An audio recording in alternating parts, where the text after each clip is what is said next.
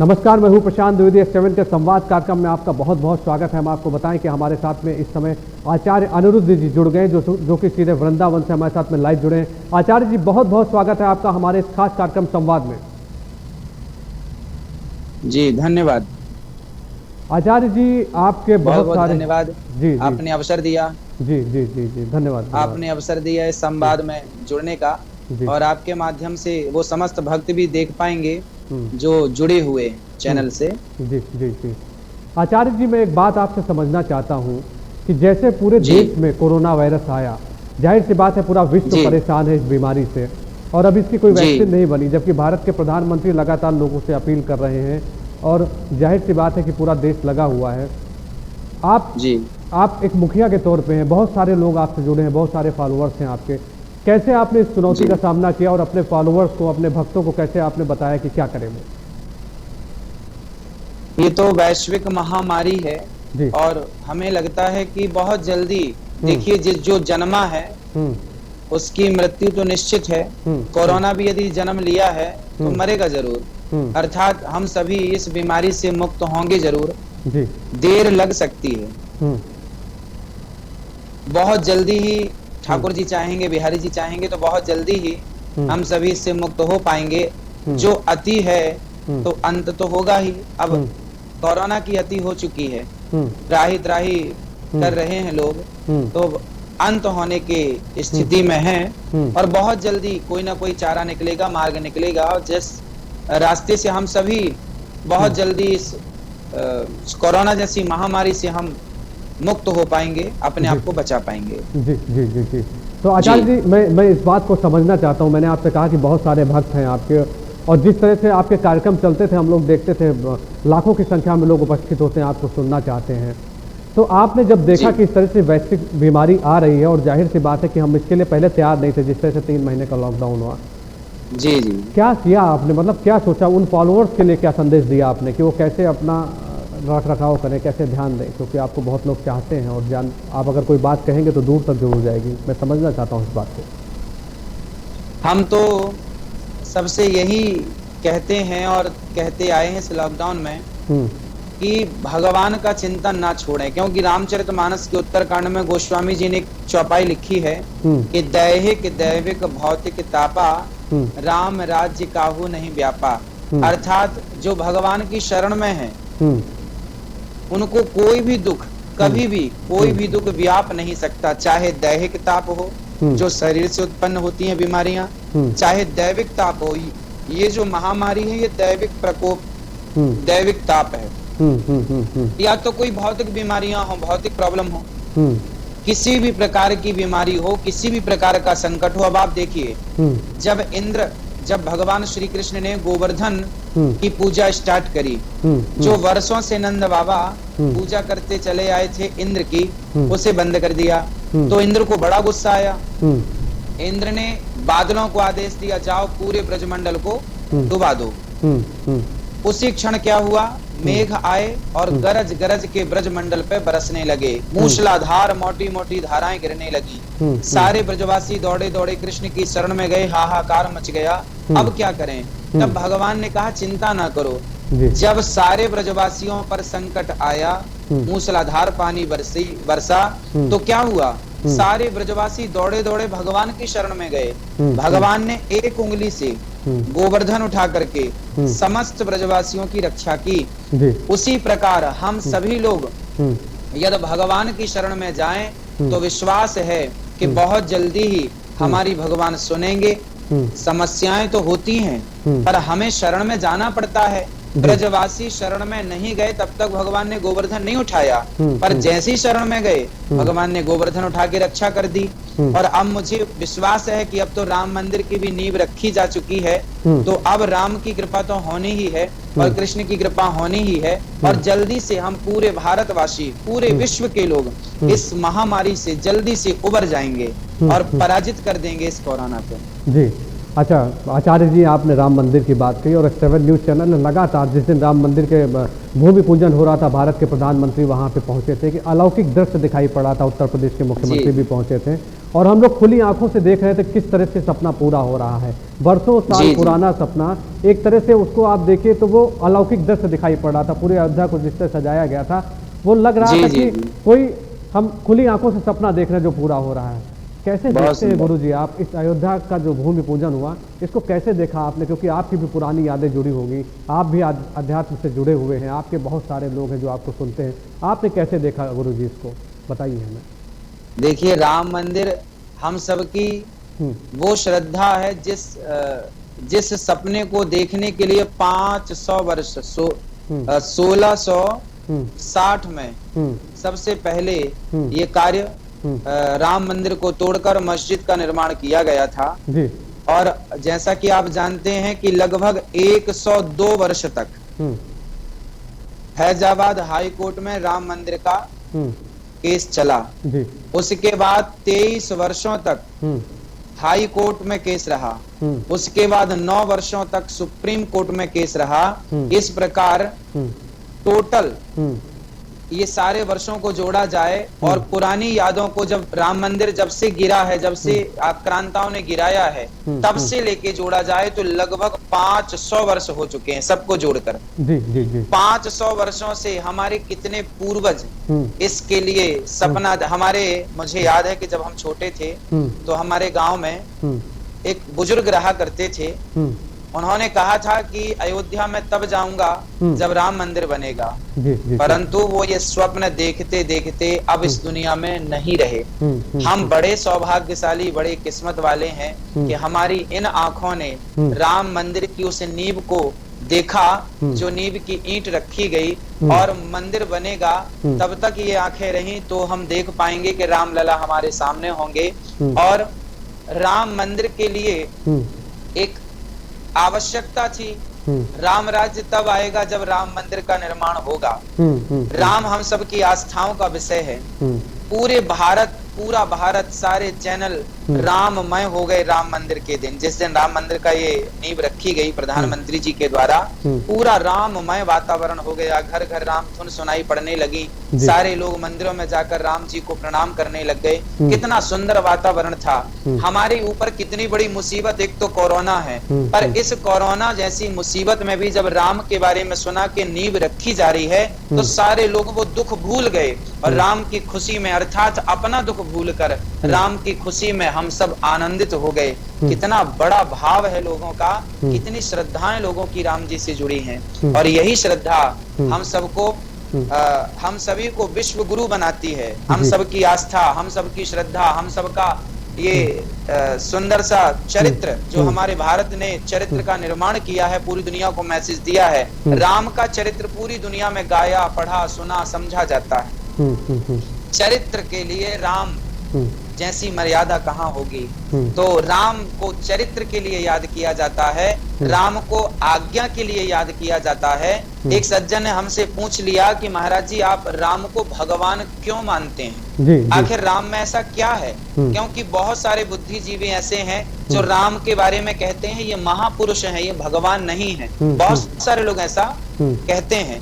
हमने उनको कहा कि एक बात तो बताइए, आपके पिता यदि आपसे कहें कि कल आपको राजा बनाना है, आप कहें ठीक है, और जब राजा बनने का मुहूर्त आए तो आपसे कह दिया जाए आप वनवास को जाइए, तो क्या आप इतनी प्रसन्नता और इतनी सहजता से क्या अपने पिता की बात आप मान लेंगे? जिस सहजता और जिस सरलता से मेरे राम ने आज्ञा का पालन किया और मुस्कुराते हुए घर छोड़कर चले गए, यदि ऐसी काबिलियत, ऐसी योग्यता आपके भीतर है तो मैं आपको भी भगवान कहने को तैयार हूँ।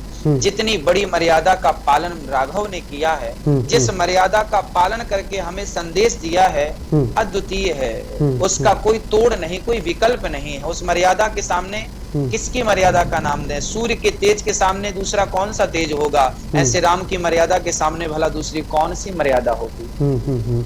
आचार्य जी, जब हमने बताया कि आप हमसे जुड़ रहे हैं और लगातार हमारे पास में व्हाट्सएप पे मैसेज आ रहे हैं, मेल आ रहे हैं, लोग आपको वो भी सुनना चाहते हैं जैसे आप जब एक भक्तिमय वातावरण कर देते हैं, कुछ लाइनें भी गुरु आचार्य जी हम लोगों से आप शेयर करिए, जो भक्त सुनना चाहते हैं, जो हम लोगों से सीधे जुड़े हुए हैं। आप एक भक्तिमय माहौल को कर देते हैं। हमारा आपसे निवेदन है कि आप कुछ उस तरह से सुनाइए, भगवान राम के बारे में, श्री कृष्ण भगवान के बारे में, किसी के बारे में कुछ सुनाइए गुरु। राम जी कहते हैं, राम जी के नाम ने तो पाथर भितारे, जो न जपे राम वो है किस्मत के मारे। तो राम का नाम जो नहीं जप रहा है वो किस्मत का मारा है, और धन्य है मेरे राम। आपको स्मरण होगा कि जब राम वनवास के लिए निकले तो राम सबसे पहले निषाद राज से मिले। जी जी जी। निषाद राज राम के परम मित्र, परम सखा, उन्हें हृदय से लगाया। राम जी और आगे गए तो केवट से मिले। राम जी और आगे गए तो ऋषि मुनियों से मिले। उसके बाद जब चित्रकूट से आगे पंचवटी की ओर गए तो वहां माता शबरी से मिले। राम सबसे क्यों मिल रहे हैं, इसके पीछे का कारण जानते हैं? भगवान राम हमारे देश में जो दीवारें खड़ी हैं जातवाद की, इस जातवाद की दीवार को यदि तोड़ने का काम किया है तो मेरे राघव ने तोड़ने का काम किया है। निषाद को गले लगाते हैं, जिसे कोई छूना पसंद नहीं करता था उसे राम जी ने गले लगाया। केवट को उनके कहने पर चरण धुलाकर उन्हें पावन किया, उनकी बात मानी। नहीं तो अक्सर बड़ा आदमी छोटे से अपनी बात मनवाता है, छोटे की बात कभी नहीं मानता। आज भी देखा जाए तो बड़ा व्यक्ति छोटे की बात नहीं मानता, छोटे को अपने अधीन रखता है। पर धन्य है राम कि राम केवट के अधीन हो गए। और राम से केवट ने कहा, राम ने कहा, केवट मांगी नाव न केवट आना।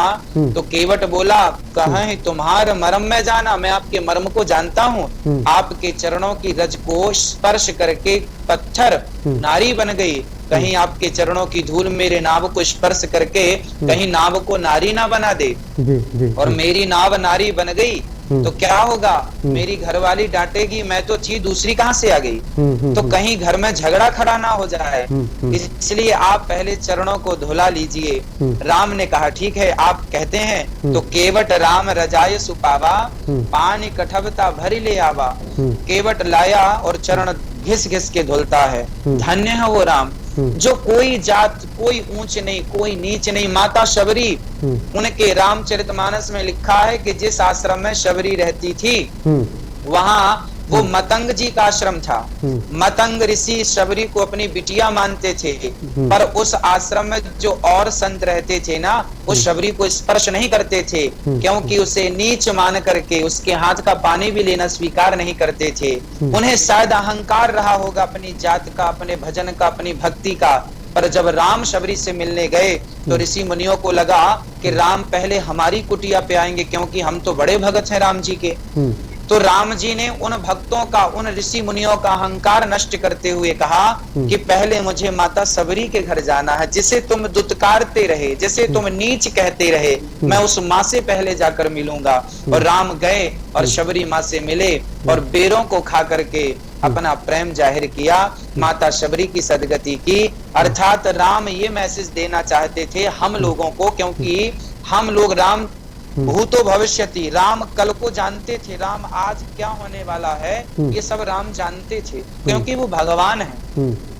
ब्रह्मांड निकाया निर्मित माया रोम रोम प्रतिवेद कहें, जिनके रोम रोम में अनेक अनेक ब्रह्मांड लटक रहे हो, उनसे क्या छिपा है। तो वो सब जानते थे कि कलयुग में कैसी बुद्धि वाले लोग होंगे। इसलिए भगवान ने तब शबरी के घर जाकर, तब शबरी के बेर खाकर, तब हमें मैसेज दिया था कि बच्चों तुम कभी भी ये जात पात की दीवार खड़ी ना कर लेना, कभी किसी को छोटा किसी को बड़ा ना मान लेना, क्योंकि हम जात से ऊंचे और नीचे हो सकते हैं, पर भगवान कहते हैं कि मैं तो केवल भक्ति का नाता मानता हूँ। राम से पूछा गया कि राम आप ज्यादा प्यार किनसे करते हैं? ब्राह्मणों से करते हैं, क्षत्रिय से करते हैं, वैश्य से करते हैं, शूद्र से करते हैं, आप सबसे ज्यादा प्यार किनसे करते हैं? तो राम ने कहा कि मैं तो केवल भक्ति का नाता मानता हूँ। जो भक्ति करता है मैं उससे प्यार करता हूँ, चाहे वो किसी भी जाति का हो, किसी भी धर्म का हो। रसखान मुसलमान थे, और भक्ति की तो रसखान को मेरे बिहारी जी मिल गए, मीरा को मिले, शबरी को मिले, किनको नहीं मिले। जाति के ब्राह्मण सुदामा थे, ब्राह्मणों में सुदामा को मिले। हाँ, भीलों में शबरी को मिल गए। हाँ, छत्राणियों में मीरा को, मीरा छत्राणी थी, छत्राणी में मीरा को मिल गई। और वैश्यों में धन्ना जाट को मिल गए, जिसे हम कहते हैं धन्ना जाट।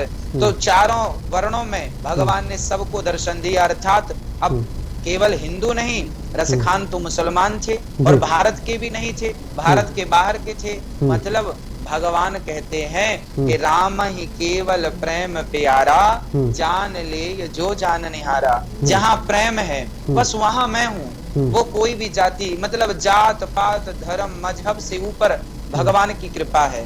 हम लोग ना जाने क्यों ये दीवारें खड़ी किए हैं, ना जाने क्यों आपस में झगड़े कर रहे हैं। इसलिए हम सबको ऊपर उठना चाहिए और राम के चरणों में, कृष्ण के चरणों का आश्रय लेकर अपने जीवन को कृतार्थ करना चाहिए। क्या बात है आचार्य जी, देखिए पूरा माहौल भक्तिमय हो गया। जिस तरह से आपने इतनी अद्भुत जानकारियां दी, आपके मुख से एक अलग टाइप की जो वाणी निकलती है वो कहीं ना कहीं सबको जरूर प्रभावित करती है और हमारे दर्शक भी लगातार आपको देख रहे हैं। अच्छा आचार्य जी, मैं एक बात आपसे भी समझना चाहता हूँ कि भारत के प्रधानमंत्री जब पहुँचते हैं भूमि पूजन में तो दृश्य तो एक अलौकिक होता ही है।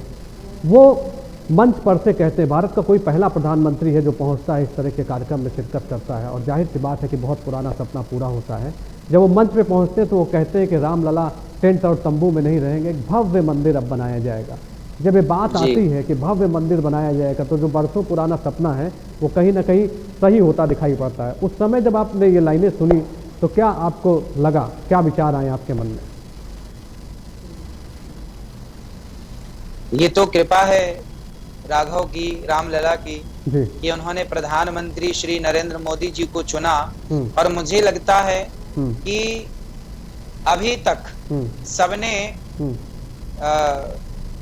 बगिया लगाया, बाग लगाए और उस बाग में जो फल लगे और पुष्प खिले वो मोदी जी के हाथों से खिले। तो इतना सुंदर माहौल, धन्य है, धन्य है ये घड़ी। धन्य थी वो घड़ी जब मोदी जी नींव रख रहे थे, और सौभाग्यशाली है वो कि 500 वर्षों तक लोग इंतजार करते करते चले गए। ये सुअवसर किसी को हाथ नहीं लगा जो मोदी जी को लगा।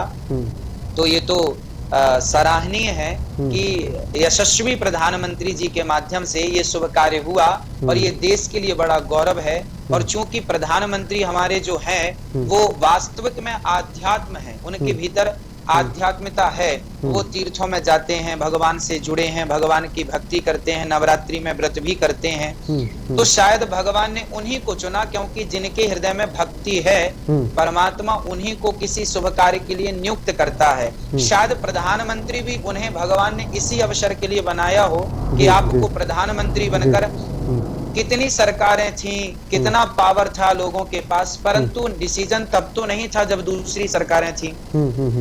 मोदी जी के कार्यकाल में ये संभव क्यों हुआ? क्योंकि शायद उनके हृदय में जो प्रेम था भगवान के प्रति, शायद भगवान को वो प्रेम पसंद आया हो और भगवान ने इन्हें अवसर दिया हो कि आप ये कार्य करें और देश इस मार्ग पे आगे बढ़े, राम के पद चिन्हों पर, पग चिन्हों पर आगे बढ़े और हम सबको एक आनंद की अनुभूति हो, सुख की अनुभूति हो। तो अच्छी बात है, हम सभी को अच्छा लगा।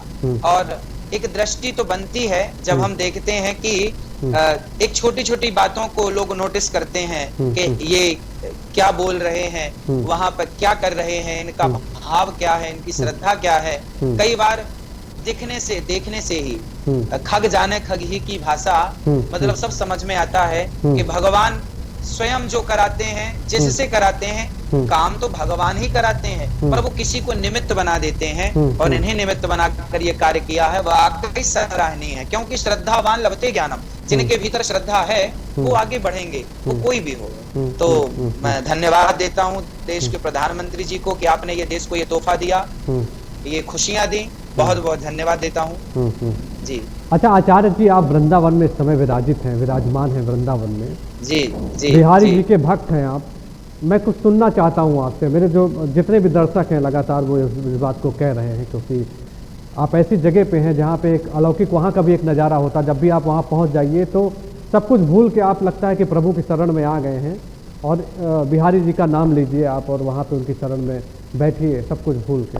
और आप वहाँ पे लगातार हैं, करोड़ों आपके भक्त हैं, कुछ सुना दीजिए गुरुजी अपने मुख से आप। हम तो यहाँ यही कहेंगे, जी यहाँ पर वृद्ध माओ के लिए आश्रम बन रहा है, वृद्धाश्रम बना रहे हैं और रोज अन्न क्षेत्र चल रहा है, यहाँ रोज हजारों लोग भोजन कर रहे हैं। ये पता लगा मुझे। जी जी जी गुरु जी। जी, तो यही भाव है। भगवान से बिहारी जी से यही प्रार्थना करते हैं कि इतनी कृपा सांवरे बनाए रखना, इतनी कृपा सांवरे बनाए रखना, मरते दम तक सेवा में लगाए रखना, मरते दम तक सेवा में लगाए रखना, इतनी कृपा। मैं तेरा तू मेरा कान्हा, तू राजी मैं राजी, मैं तेरा तू मेरा कान्हा, तू राजी मैं राजी, तेरे नाम पे लिख दी मैंने इस जीवन की बाजी, तेरे नाम पे लिख दी मैंने इस जीवन की बाजी, अब लाज तुम्हारे हाथ है बचाए रखना, लाज तुम्हारे हाथ है बचाए रखना, मरते दम तक सेवा में लगाए रखना, इतनी कृपा। जन्म जन्म तक तेरा मेरा साथ कभी ना छूटे। जो सच्चा भगत होता है ना, वो भगवान से यही प्रार्थना करता है कि हे प्रभु, जन्म जन्म तक तेरा मेरा साथ कभी ना छूटे, छूट जाए सांसों की लड़ियां नाम कभी ना छूटे, भजनों की इस भूख को बढ़ाए रखना, भजनों की इस भूख को बढ़ाए रखना, मरते दम तक सेवा में लगाए रखना, इतनी कृपा। तो जो सच्चे भगत होते हैं वो यही कहते हैं कि तेरा मेरा सांवरे ऐसा नाता है, तेरा मेरा सांवरे ऐसा नाता है, दिन हो चाहे रात हो तेरा सपना आता है, दिन हो चाहे रात हो तेरा सपना आता है, तेरा मेरा। तो भगवान का जो सच्चा भक्त है, वो भगवान का भक्त जब सोता है तो उसे स्वप्न में भगवान आते हैं। और ये तो मैं अनुभव करता हूँ, सच्चा भगत सच्ची भक्ति अनुभव कराती है। जो लोग प्रश्न करते हैं कि भगवान कहाँ हैं तो दिखते क्यों नहीं, ये तमाम प्रश्न लोग खड़े करते हैं। अब देखिए, सीधी बात यह है कि आपके हाथ में बैक्टीरिया है, पर वो आपकी आंखों से तो नजर नहीं आएंगे, उन्हें भी देखने के लिए माइक्रोस्कोप की जरूरत पड़ती है, सूक्ष्मदर्शी यंत्र की जरूरत पड़ती है। इन आंखों से जब आपके हाथ के बैक्टीरिया नजर नहीं आ सकते तो विचार कर लीजिए, पढ़े लिखे लोग हैं, इन आंखों से ईश्वर कैसे नजर आएगा। जैसे मिश्री की मिठास को देखा नहीं जा सकता, केवल महसूस किया जा सकता है, उसी प्रकार परमात्मा को महसूस किया जा सकता है, देखा नहीं जा सकता। दर्द को देखा तो नहीं जा सकता, महसूस किया जा सकता है। दर्द नहीं दिखता, इसका तात्पर्य यह नहीं है कि अब दर्द नहीं दिख रहा है तो नहीं है, दर्द है पर दिखाई नहीं पड़ता। उसी प्रकार ईश्वर की कृपा हम पर बरस रही है, ईश्वर प्रत्यक्ष है। हाँ, शायद हम उस योग्य नहीं होंगे, क्योंकि जब गीता में भगवान श्री कृष्ण ने अर्जुन को अपना यथार्थ विराट स्वरूप दिखाया, तब अर्जुन से कहा कि तुम्हारी ये जो चर्म चक्षु है, नेत्र है, इन आंखों से तुम हमें नहीं देख पाओगे, इन आंखों से तो संसार ही दिखता है, दीवार के उस तरफ क्या है इन आंखों से नजर नहीं आता, तो परमात्मा कैसे नजर आएगा। परमात्मा को देखने के लिए दिव्य चक्षु चाहिए, तब भगवान ने अर्जुन को दिव्य चक्षु दिए। और जब विराट स्वरूप दिखाया तो भगवान इतने विशाल थे कि समुद्र जो है भगवान का पेट था, पाताल जो है भगवान के चरण थे, आकाश जो है भगवान का मस्तक है, और परमात्मा के जो वृक्ष इत्यादि हैं ये भगवान के शरीर के रोमे हैं, अर्थात पूरा विराट स्वरूप परमात्मा ने दिखा दिया। तो ये सिंपल बात है कि जब परमात्मा को आप बैक्टीरिया को नहीं देख पा रहे हैं आंखों से, तो भगवान को कैसे देखेंगे? भगवान को देखने के लिए पहले तपाना पड़ेगा। जैसे माइक्रोस्कोप एक यंत्र है, उस यंत्र के बिना आप बैक्टीरिया नहीं देख सकते। उसी प्रकार मंत्र के बिना, मंत्र राम नाम एक मंत्र है, कृष्ण नाम एक मंत्र है, इस मंत्र के बिना, तपस्या के बिना वो परमात्मा नहीं नजर आएगा। उसके लिए हमें प्रेम भक्ति करनी पड़ेगी। तब जब करेंगे तो ये प्रश्न अपने आप समाप्त हो जाएगा कि ईश्वर कहाँ है तो दिखता क्यों नहीं है। ये सारे प्रश्न समाप्त हो जाएंगे और बिहारी जी की कृपा सब पर बनी रहे, यही हम चाहते हैं। सबको सद्बुद्धि मिले, यही हम चाहते हैं। आचार्य जी, जब आप ये उद्गार व्यक्त कर रहे थे तो लग रहा था कि जैसे हम लोग उसी में चले गए, बिल्कुल रम गए, और हमारे दर्शक भी लगातार जिस तरह से आपको सुन रहे हैं वो कहीं ना कहीं उनके बहुत सारे कमेंट्स आ रहे हैं, बहुत सारे, क्योंकि डिजिटल का आजकल ज़माना है आचार्य जी, आपको पता है, और डिजिटल इंडिया को लगातार बढ़ावा भी दिया जा रहा है। मैं आचार्य जी ये समझना चाहता हूँ आपसे कि आप वृंदावन में हैं, आपने वृद्धाश्रम की बात की, और जितना मैंने आपके बारे में पढ़ा है कि आप बहुत सारे लोगों का वैसे भी कल्याण करते हैं, गरीबों के बारे में आप सोचते हैं। क्या आपका ये पूरा ये जो कार्यक्रम है किस तरह से आप करते हैं, और क्या आगे की सोच है आचार्य जी आपकी कि कैसा भारत आप देखते हैं और किस तरह से अपने आसपास का माहौल बनाना चाहते हैं आचार्य जी, मुझे बताइए आप। सबसे पहले तो मैं ये चाहता हूँ कि हर बच्चा अपने माँ की सेवा करे, हर पुत्र अपने माँ बाप की सेवा करे। पहले तो मैं ये चाहता हूँ। जो बच्चे सेवा नहीं करते, कुछ वर्षों पूर्व मेरे साथ एक घटना घटी, जिस घटना ने मुझे वृद्धाश्रम बनाने पर मजबूर कर दिया। वो घटना क्या थी? एक माँ मेरे पास आती हैं जिनका एक ही बेटा था। बेटा माँ से अलग रहता था। माँ बूढ़ी थी, चलने में भी असमर्थ थी। उस माँ ने आकर हमसे कहा कि गुरुजी हमारी एक इच्छा है, क्या आप पूरी करेंगे? हमने कहा मैया जी कहिए आपकी क्या इच्छा है? तब उन्होंने कहा कि गुरुजी जब मैं मरूं तो मेरी चिता को आप आग लगाएं, यही मेरी अंतिम इच्छा है। मैं थोड़ी देर के लिए तो चुप रहा। मैंने कहा माँ आपका तो बेटा है, मैं जानता हूँ कि आपका एक बेटा है और आप मुझसे अपेक्षा रख रही हैं। तब उन्होंने कहा कि बेटा मेरा बेटा तो है, पर अभी मुझे अपने बेटे की सबसे ज्यादा जरूरत है। तभी मेरा बेटा अलग रहता है, ना पानी को पूछता है ना भोजन को पूछता है। अब जो बेटा जीते जी पानी ना दे सका, भोजन ना दे सका माँ को, ऐसे बेटे से मैं आग लेकर क्या करूंगी? तो उस माँ ने जब कहा कि मेरी आप सेवा करिए और मेरे को आप ही आग लगाइए चिता पर, तब मुझे लगा कि शायद बिहारी जी कुछ कहना चाह रहे हैं माँ के माध्यम से कि आप जो बच्चे सेवा नहीं कर रहे हैं, इन माओ की सेवा का संकल्प बेटा अब तुम लो। इसलिए हमने वृद्धाश्रम बनाने का ये निर्णय लिया और आज वृंदावन के आनंद धाम के बाजू परिक्रमा मार्ग संत कॉलोनी में, ये परिक्रमा मार्ग में ही वृंदावन में गौरी गोपाल वृद्धाश्रम निर्मित हो रहा है। और यहाँ तमाम वो माताएं जो दुखियारी हैं, जो अपने बच्चों से परेशान है, इस प्रकार की परेशानी कि बच्चे पानी भी नहीं दे रहे हैं, भोजन भी नहीं दे रहे हैं, ऐसी माओ को दुख ना उठाना पड़े, उनके लिए ये दास ने सोचा कि क्यों ना एक कार्य हम ही करें। हम दूसरों से क्या कहें, हम उनसे कहें। कथा में तो हम समझाते हैं कि बच्चों को माँ बाप की सेवा करना चाहिए, पर कितना समझाएं? जो समझे तो समझाएं भी। रावण को सबने समझाया था कि ये गलत कर रहे हो तुम, गलत कर रहे हो तुम, पर कहाँ माना? अब जो नहीं मानता उसे कैसे समझाया जाए?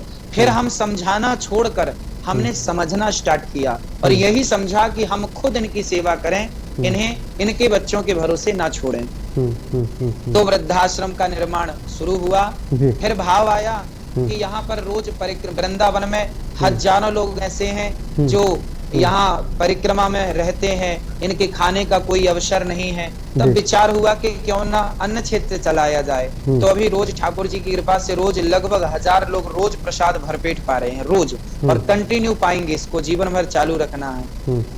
तो ये सेवा चल रही है बिहारी जी की कृपा से और बिहारी जी इसको पूरा कर रहे हैं। और हम तो केवल यही कथाओं के माध्यम से शिक्षा देते हैं कि 4 चीजों से बच के रहना है। कलयुग कहाँ कहाँ है? द्यूतम, पानम, स्त्रिया, सोना। कलयुग के 4 स्थान हैं। पहला जुआ। जुआ खेला था कौरवों ने, सर्वनाश हुआ, परिणाम सबके सामने है। जुआ खेला था कौरवों ने, सर्वनाश हुआ। तो जुआ जहां होगा वहां कलयुग होगा, बुद्धि भ्रष्ट होगी, सर्वनाश होगा, जैसे कौरवों का हुआ। तो जुआ नहीं खेलना चाहिए। दूसरा स्थान पानम। पानम बोले तो शराब। जहां शराब है वहां भी कलयुग है, इसलिए शराब नहीं पीनी चाहिए। शराब पी थी भगवान कृष्ण के पुत्र पौत्रादियों ने, शराब पी थी वारुणी नाम की मदिरा। अंत समय में 56 करोड़ यदुवंशी शराब के कारण आपस में लड़के मर गए। वो तो भगवान की लीला थी, पर ये बात तो बाद में हुई ना कि शराब के कारण ये विनाश हुआ। तो भगवान ये मैसेज देना चाहते हैं कि देख लो बच्चों कि मेरा वंश भी शराब पीकर नहीं बच सका, तो वैरे गहरे नत्थु खैरे की क्या कहें हम। हाँ, तो कलयुग का दूसरा ठिकाना शराब। तीसरा ठिकाना स्त्रियां, चरित्रहीनता। जो लोग चरित्र से गिर गए। आज के नौजवान बच्चों को आप जैसे जानते हैं, आजकल बच्चे पढ़ने जाते हैं कॉलेज पर और माँ बाप दूर भेज देते हैं। किसी का बेटा बड़े शहर में है, किसी की बेटी बड़े शहर में है, और आजकल बच्चे साथ में रहने लग गए हैं। उसको आप लोगों की भाषा में कुछ बोलते हैं, तो लिविंग रिलेशनशिप में रहने लगे। ठीक बात। हाँ, तो इस प्रकार से क्या है, ये चरित्रहीनता बढ़ती जा रही है। आजकल के बच्चे चरित्र से, डिग्रियां तो मिल रही हैं बढ़िया, पर डिग्री तो कागजों में मिल रही हैं। जो आपका नेचुरल चरित्र था, जिसके लिए राम जी रावण से लड़ गए, और सुपर्णखा आई थी राम से कहने के तो सम पुरुष न मो सम नारी, यह संयोग विधि रचा विचारी। सुपर्णखा सुंदर बनकर आई, पर धन्य थे राम ने कि पराई स्त्री की तरफ नजर उठाकर नहीं देखी। ये वो राम का भारत है जहाँ पराई नारी को माँ, बहन और बेटी की दृष्टि से देखा जाता है। केवल हमारी पत्नी ही हमारी अपनी पत्नी कहलाने के योग्य है। बाकी संसार की हर स्त्री या तो हमारी माँ है, या तो हमारी बहन है, या तो हमारी बेटी है। इस दृष्टि को राम ने हमें दिया है, और हम उसी राम के भारत में रहकर आज चरित्र से गिरते जा रहे हैं। ये कलयुग का तीसरा स्थान है, चरित्रहीनता। और कलयुग का चौथा स्थान है मांस। मांस जहां होगा, मांस भक्षण जहां होगा, मुर्गी मछली इत्यादि क्या क्या लोग खाते हैं अपने शौक के लिए, और ये सब कलयुग की चपेट में है। इनकी बुद्धि भ्रष्ट हो चुकी है। इसलिए मेरा आग्रह है, निवेदन है, प्रार्थना है कि आप सभी इन बुराइयों से बचें। जब आप बचेंगे तो अपने बच्चों को बचा सकेंगे। जब अपने बच्चों को बचा सकेंगे तो बच्चों के चरित्र का निर्माण कर सकेंगे, संस्कार दे सकेंगे, और एक नया भारत बच्चों से ही तो तैयार होगा। भारत किसे कहते हैं? भारत क्या है? समुद्र का नाम भारत नहीं है, नदी का नाम भारत नहीं है, वृक्षों का नाम, जंगल का नाम भारत नहीं है। अरे समूचे 135 करोड़ लोगों का नाम भारत है। 135 करोड़ लोगों के होते हुए इनका निर्माण होगा, इनके चरित्र का निर्माण होगा, इनके संस्कारों का निर्माण होगा, तब तो भारत सशक्त और ताकतवर बनेगा। यदि हम चरित्र से ही गिर गए तो क्या हम दुनिया को सिखाएंगे, क्या हम समझाएंगे? तो चरित्र का निर्माण आवश्यक है, और यही राम सिखाते हैं, यही कृष्ण सिखाते हैं। ठीक बात है आचार्य जी, जाहिर सी बात है, जिस तरह से आप बता रहे हैं लोग सुन रहे हैं आपको, और आपको जो एक बताने का तरीका है वो अपने आप में अद्भुत है। उसकी हम लोग प्रशंसा करते हैं। मैं भी लगातार सुन रहा हूँ, तो मैं भी कहीं ना कहीं भक्ति में होता जा रहा, पूरा वातावरण जो है बिल्कुल बदलता जा रहा। और जिस तरह से आप बता रहे हैं, ये जो पूरा कोरोना काल था, उसमें जब जिस तरह से एक तरह से समस्याएं आई, लोग कहीं डिप्रेशन में गए, कहीं किसी को दिक्कत हुई, हर तरीके से कहीं ना कहीं दिक्कत हुई। लेकिन जैसे आप जैसे आचार्य जी लोग जो हैं, वो जाहिर सी बात है जनता को जागरूक भी कर रहे हैं और उनको जीने का तरीका भी बता रहे हैं। ये बहुत बड़ी बात है गुरुजी, और बहुत काबिल तारीफ। जिस तरह से आप एक जनमानस का कल्याण कर रहे हैं, अपनी बातों को सामने रख रहे हैं, उससे कहीं ना कहीं सबको प्रेरणा लेनी चाहिए। अंतिम मेरा आपसे केवल एक निवेदन ये है कि मैं फिर से कुछ सुनना चाहता हूँ आपसे, कि जो प्रेरणा दे लोगों को और बुराई से दूर रखे, अच्छाई की ओर चले। कुछ सुना दीजिए अंतिम में हमें जाते जाते। बिहारी जी की कृपा से एक सुंदर सा भजन मैं आपको सुनाता हूँ, जो हम सभी को एक नई ऊर्जा, नई शक्ति, नया बल देगा। जी। जो हम गंगा जाते हैं और गंगा स्नान करते हैं और अपने आप को कहते हैं कि हम स्नान करके आए हैं, पवित्र होकर आए हैं। इस पर दो लाइनें आपको सुनाता हूँ कि गंगा में जाकर बंदे तन की तू मैल धोता, गंगा में जाकर बंदे तन की तू मैल धोता, जो मन की मैल न धोई गंगा गया तो क्या हुआ, जो मन की मैल न धोई गंगा गया तो क्या हुआ। गंगा नहाने से यदि कोई निर्मल हो जाता, उसे भगवान मिलते तो कितनों को मिल जाते भगवान। जब तक मन की मैल नहीं धुले तब तक कल्याण नहीं हो। सत्संग करके बंदे ज्ञानी तू कहलाता है, सत्संग करके बंदे ज्ञानी तू कहलाता है, जो टूटे दिल ना जोड़े, जो टूटे दिल ना जोड़े, सत्संग किया तो क्या हुआ। तात्पर्य है कि हम ज्ञानी तो बन जाएंगे वेद पुराण पढ़कर, पर जब तक टूटे हुए लोगों को जोड़ ना दें, रिश्तों को जोड़ ना दें, तब तक हम सत्संगी नहीं, तब तक हम ज्ञानी नहीं। तो हम ज्ञानी तब, सत्संगी तब जब रिश्तों को, टूटे रिश्तों को जोड़ दें। तो परमात्मा ना पाया, पाया जन्म तो क्या हुआ। परमात्मा को पा लिया तो सब कुछ पा लिया। तो ईश्वर को प्राप्त करना ही इस मानव तन की सार्थकता है। तो किसी भी प्रकार से, किसी भी भांति से परमात्मा से जुड़े रहें और उस ईश्वर को पाएं जिसको पाने के लिए हमने ये संसार में जन्म लिया है। देखिए, पत्नी, पुत्र और पैसा, लोग इन तीनों के लिए ही जी रहे। पत्नी, पुत्र, पैसा, सबकी इच्छाएं हैं पैसा बहुत हो, पत्नी हो अर्थात भोग हो, और पुत्र हो, संसार में जय जयकार हो। पत्नी, पुत्र और पैसा। स्त्री तो पापी के भी होती है, पुत्र तो पापियों के घर भी होते हैं, पैसा तो वैश्या के घर में भी होता है। तो पैसा, पत्नी और पुत्र तो सबको मिलता है, पर भगवान का प्रेम, भगवान की भक्ति, भगवान की तरफ रुझान, ये तो संत समागम हरि कथा दुर्लभ तुलसी दोए, और सुत दारा और लक्ष्मी पापी के भी होए। भगवान की भक्ति जिसके हृदय में आ जाए, समझ लेना कि वही मानव का तन पाकर सफल हुआ है, नहीं सब फेल हो गए। पास वही हुआ जिनके हृदय में भगवत प्रेम आ गया, जिनके हृदय में भगवत भक्ति आ गई। अरे मीरा हमारे जैसे थी, आपके जैसे थी, हमारी आपकी बहन थी, बेटी थी, हमारी अपनी थी, परंतु वो मीरा संसार से नाता तोड़कर जब गिरधर गोपाल से नाता जोड़ा तो सदियां गुजर गईं, आज तक भी वो मीरा मरी नहीं, हम सबके दिलों में जिंदा है। स्वामी विवेकानंद को गए कितने वर्ष हो गए, मरे नहीं, हम सबके दिलों में जिंदा है। सूरदास को गए कितने वर्ष हो गए, मरे नहीं, सबके दिलों में जिंदा है। कितने भक्त हैं जो मरकर भी अमर हैं, यही तो अमरता है। तो जिसने संसार में धन पाया है उन्हें कौन पूछता है, पर जिन्होंने भक्ति पाई है, सदियां बीत गई, आज तक लोगों ने उन्हें याद रखा है, आज तक उनकी जय जयकार हो रही है। तो धन वाले की वो गति नहीं है जो भगवान के चरणों में प्रीति रखने वाले की सदगति है। क्या बात है आचार्य जी, आपसे बात करके बहुत अच्छा लगा, और मुझे लगता है कि आधे घंटे भी आपसे बात करने के बहुत कम है, और एक तरह से देखा जाए तो अन्याय होगा कि आधे घंटे हम आपसे बात कर रहे हैं, लेकिन लगता है कि लगातार आपसे बात करते रहें। आचार्य जी, मैं भी आपको बहुत बहुत शुभकामनाएं देता हूं, प्रणाम करता हूं आपको कि आपने जैसा भारत देखा है और जिस तरह से आप प्रयास कर रहे हैं उसमें आप सफल हों, और हम भी लोग आपसे कभी ना कभी मुलाकात करेंगे, आपके पास में आएंगे, आपके द्वारा जो काम किए जा रहे हैं उस पर कुछ ना कुछ बनाएंगे, डॉक्यूमेंट्री बनाएंगे। मैं आपको प्रणाम करता हूं और आपको शुभकामनाएं देता हूं कि जिस तरह से आप भारत को मजबूत करने की बात कर रहे हैं, एक सही दिशा में चलने का काम करवा रहे हैं, इसके लिए आपकी जितनी भी तारीफ की जाए कम है। बहुत बहुत धन्यवाद हमसे लाइव जुड़ने के लिए। जी धन्यवाद, धन्यवाद। तो ये थे राधे राधे राधे राधे।